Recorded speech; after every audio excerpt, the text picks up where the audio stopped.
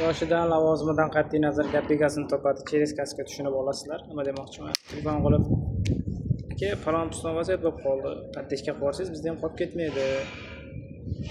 Двойной ishlashmi, boshqami, xullas yo'lini topamiz, qolib ketmaydi bizda ham deb gapirgan joyingda mabodoga yonida o'sha Mamit xo'jayinlar turgan bo'lsa, bilmayman o'zicha ochko ishlagingiz keladimi?